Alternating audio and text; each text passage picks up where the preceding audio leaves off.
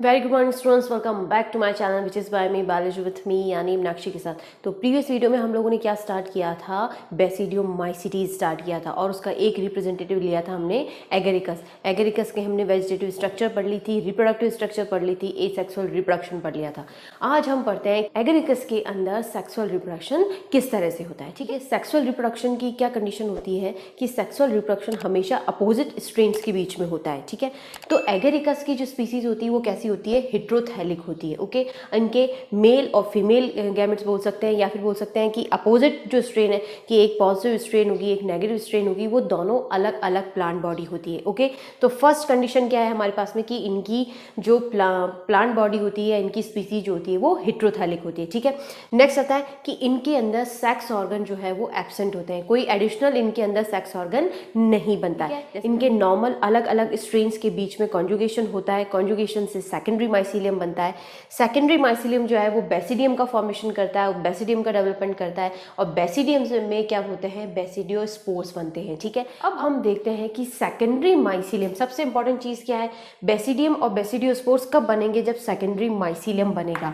तो secondary mycelium जो है वो किस तरह से बनता है वो देखते हैं। वही मेन प्रोसेस होता है कि सेक्सुअल रिप्रोडक्शन क्या है और किस तरह का जो प्रोसीजर है वो प्रोसीजर तभी पता चलेगा जब हमारा सेकेंडरी माइसीलियम बनता है। ओके, कि सेक्सुअल रिप्रोडक्शन एगेरिकस के अंदर किस प्रोसेस के थ्रू होता है, क्या पैटर्न होते हैं। ओके, तो अब आपको यहाँ पे कुछ फिगर दिख रहे होंगे, कुछ स्ट्रक्चर्स दिख रही होंगी। इन स्ट्रक्चर्स के थ्रू, इस फिगर के थ्रू हम समझेंगे कि एगेरिकस के अंदर सेक्सुअल रिप्रोडक्शन किस तरह से होता है। ठीक है, तो एगेरिकस के अंदर सेक्सुअल रिप्रोडक्शन का जो प्रोसेस है उसे कहते हैं हम सोमेटोगैमी। ठीक है, सोमेटोगैमी। सोमेटोगैमी का मतलब क्या होता है कि सोमेटिक हाइफा, सोमेटिक सेल्स का आपस में फ्यूजन होना, यानी कोई सोमेटिक सेल हो या फिर हम जब फंजाई की बात कर रहे हैं तो क्या काम में लेंगे, सोमेटिक हाइफा के बीच में फ्यूजन होना क्या कहलाता है, सोमेटोगैमी कहलाता है। ठीक है, और सोमेटोगैमी के थ्रू क्या होता है, डिप्लोडाइजेशन होता है। डिप्लोडाइजेशन का मतलब होता है कि डिप्लॉइड फेज का बनना, वो क्या कहलाता है, डिप्लोडाइजेशन कहलाता है।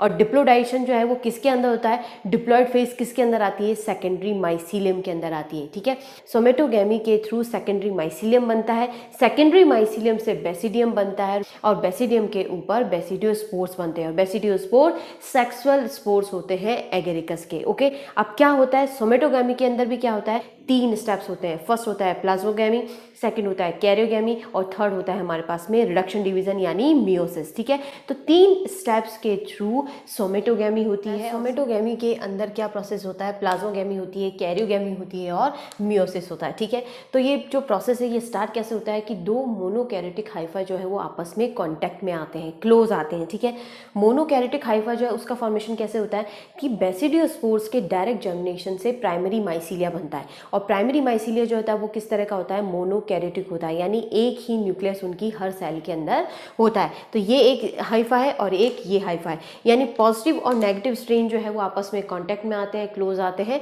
क्लोज आने से क्या होता है कि धीरे धीरे इनके दोनों के बीच की जो वॉल होती है वो डिसॉल्व हो जाती है। उनकी वॉल डिसॉल्व होने से क्या होता है कि दोनों सेल के जो न्यूक्लियस और साइटोप्लाज्म होते हैं वो एक ही सेल के अंदर आ जाते हैं। ठीक है, तो इस तरह की जो सिचुएशन होती है यहाँ से क्या स्टार्ट होता है, प्लाज्मोगैमी स्टार्ट होती है। ठीक है, प्लाज्मोगैमी में क्या होता है कि सबसे पहले इनकी साइटोप्लाज्म की मिक्सिंग होना शुरू होती है। अब प्लाज्मोगैमी होने के बाद में क्या होता है कि एक ही सेल के अंदर दो अलग अलग स्ट्रेन के न्यूक्लियस आ जाते हैं। ठीक है, धीरे धीरे क्या होता है कि इस तरह की डाइकैरियोटिक कंडीशन बन जाती है। अब ये वाली जो सेल है ये क्या कहलाती है, डाइकैरियोटिक सेल कहलाती है। ओके, ऐसी सेल जिसके अंदर दो न्यूक्लियस प्रेजेंट होते हैं तो ऐसी सेल को क्या कहते हैं, डाइकैरियोटिक सेल कहते हैं। ठीक है, साइटोप्लाज्म में फ्यूजन होने से इनके न्यूक्लियस जो है वो एक ही सेल के अंदर आ जाते हैं और एक सेल के अंदर आने से ये डाइकैरियोटिक सेल के अंदर कन्वर्ट हो जाती है। तो डाइकैरियोटिक सेल के अंदर कन्वर्ट होने के बाद में इसके अंदर सक्सेसिव डेवलपमेंट होता है, ये कह सकते हैं सक्सेसिव डिवीजन होना शुरू होता है। इन दोनों न्यूक्लियाई के अंदर डिवीजन होना शुरू होता है। अलग अलग स्ट्रेन के कितने न्यूक्लियाई है हमारे पास में, दो न्यूक्लियाई है। दो न्यूक्लियस के अंदर डिवीजन होने से कितने न्यूक्लियाई बनेंगे, कितने डॉटर न्यूक्लियाई बनते हैं, तो 4 हैप्लॉइड डॉटर न्यूक्लियाई बन जाते हैं। मैंने इनको जो डिनोट करने के लिए ए नाम दिया है। ठीक है, ए के अंदर डिवीजन हुआ तो दो आपके दो डिवाइड हो गए, बी के अंदर डिवीजन हुआ तो आपके पास में दो डॉटर न्यूक्लियाई बन गए। ठीक है, दो पॉजिटिव स्ट्रेन के न्यूक्लियाई बनते हैं और दो नेगेटिव स्ट्रेन के न्यूक्लियाई बन जाते हैं, ठीक है। अब धीरे धीरे क्या होता है कि ये दोनों न्यूक्लियाई बन तो गए, अब ये ट्रांसफ़र कैसे होंगे, ठीक है। तो ये क्या होता है कि इनके अंदर एक तरह से क्लैम्प कनेक्शन बनता है। क्लैम्प कनेक्शन एक तरह से बोल सकते हैं कि इनको इन सेल्स को डिवाइड करने के लिए एक तरह से कनेक्शन बनता है इसमें ऑटोमेटिक, जिसकी वजह से ये दोनों स्ट्रेन के जो न्यूक्लियाई हैं ये आपस में अलग अलग सेल के अंदर डिवाइड हो जाते हैं, ओके। यानी एक सेल के अंदर जो है वो दोनों अलग अलग स्ट्रेन के दो न्यूक्लियाई पहुंच जाते हैं और एक दूसरी जो सेल है या दूसरा जो पोर्शन है उसके अंदर दोनों अलग अलग स्ट्रेन के एक एक न्यूक्लियाई पहुंच जाते हैं या माइग्रेट हो जाते हैं, ठीक है। इनके क्लैम्प कनेक्शन बन जाता है। क्लैम्प कनेक्शन के थ्रू इनके अंदर सेप्टा बनता है। डाइकैरियोटिक माइसीलियम का मतलब क्या होता है या डाइकैरियोटिक हाइफा का मतलब क्या होता है कि ये सेकेंडरी माइसीलियम के अंदर कन्वर्ट हो गया है। ये जो प्रोसेस था ये तो क्या कहलाता है, प्लाज्मोगेमी, ठीक है। प्लाज्मोगेमी के थ्रू हमारे पास में सेकेंडरी माइसीलियम का फॉर्मेशन होता है। मोनोकैरियोटिक हाइफा से किस में कन्वर्ट हो जाता है, डाइकैरियोटिक हाइफा बन जाता है, ठीक है। डाइकैरियोटिक हाइफा क्या होता है, सेकेंडरी माइसीलियम होता है और सेकेंडरी माइसीलियम का क्या काम होता है कि वो बेसिडियम का फॉर्मेशन करता है या बेसिडियम का डेवलपमेंट करता है, ठीक है।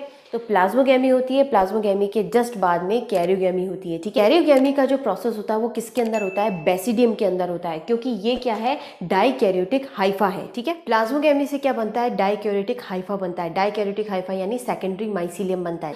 यानी मोनोकैरियोटिक हाइफा जो है वो शॉर्ट लिव्ड होते हैं और ये किसके अंदर कन्वर्ट हो जाता है, सेकेंडरी माइसीलियम के अंदर कन्वर्ट हो जाता है।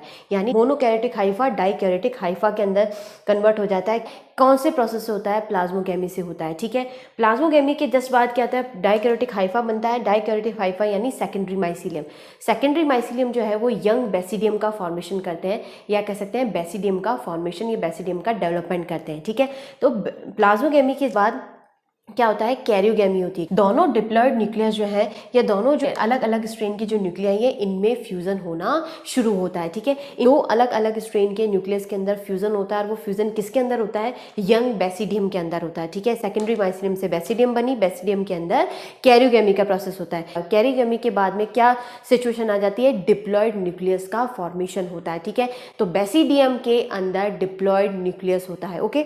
बेसिडियम के अंदर न्यूक्लियस का फ्यूजन होता है, कैरियोगेमी होता है। कैरियोगेमी के जस्ट बाद में इसमें मियोसिस होता है और मियोसिस क्या है, रिडक्शन डिवीजन है। और रिडक्शन डिवीजन से क्या होता है कि डिप्लॉयड न्यूक्लियस जो है वो हैप्लॉयड न्यूक्लियाई के अंदर कन्वर्ट हो जाते हैं और हैप्लॉयड सेल क्या कहलाती है, बेसिडियोस्पोर्स कहलाती है, ठीक है। तो बेसिडियोस्पोर्स जो है वो कैसे होते हैं, हैप्लॉयड होते हैं, ठीक है।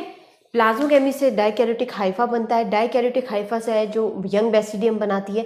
बेसिडियम का फॉर्मेशन होता है। बेसिडियम के अंदर कैरियोगेमी होती है। कैरियोगेमी से डिप्लॉयड न्यूक्लियस बनता है। दूसरा, बेसिडियम के अंदर ही मियोसिस होता है। मियोसिस से बेसिडियोस्पोर्स बनते हैं और बेसिडियोस्पोर्स कैसे होते हैं, हैप्लॉयड होते हैं, ठीक है। हैप्लॉयड स्पोर्स जो होते हैं वो फेवरेबल कंडीशन देखकर जर्मिनेट होते हैं और जर्मिनेशन से नया एगेरिकस या नई सेल बनाते हैं, नई प्लांट बॉडी का फॉर्मेशन करते हैं, ठीक है। तो सेक्सुअल रिप्रोडक्शन जो है वो किसके थ्रू होता है, एगेरिकस के अंदर सोमेटोगेमी का प्रोसेस होता है। और सोमेटोगेमी का मतलब होता है कि दो सोमेटिक हाइफा के अंदर फ्यूजन होता है और उनके फ्यूजन से डिप्लोडाइजेशन का प्रोसेस होता है। और डिप्लोडाइजेशन का प्रोसेस मतलब होता है कि जो है डिप्लॉयड कंडीशन का डेवलपमेंट होना, ठीक है। डिप्लॉयड कंडीशन बनना क्या कहलाता है, डिप्लोडाइजेशन कहलाता है। और डिप्लोडाइजेशन का मतलब यानी डाइकैरियोटिक सेल बन रही है। डाइकैरियोटिक सेल यानी सेकेंडरी माइसीलियम बन रहा है, ओके। सबसे पहले प्रोसेस क्या होता है, प्लाज्मोगेमी होता है। और प्लाज्मोगेमी का जो ये प्रोसेस है इसके थ्रू क्या होता है, हमारे पास में डाइकैरियोटिक हाइफा बन जाता है। डाइकैरियोटिक हाइफा का मतलब सेकेंडरी माइसीलियम बन जाता है और सेकेंडरी माइसीलियम से क्या बनता है, हमारे पास में यंग बेसिडियम बनती है। यंग बेसिडियम के अंदर क्या होता है, कैरियोगेमी होती है। जो दोनों अलग अलग स्ट्रेन के न्यूक्लियाई उनके फ्यूजन होता है, उनके फ्यूजन से डिप्लॉयड न्यूक्लियस बनता है। और डिप्लॉयड न्यूक्लियस के अंदर क्या होता है, मियोसिस होता है और मियोसिस होने से बेसिडियोस्पोर्स बनते हैं। यानी डिप्लॉयड न्यूक्लियस किसके अंदर कन्वर्ट हो जाता है, हैप्लॉयड न्यूक्लियाई के अंदर कन्वर्ट हो जाता है।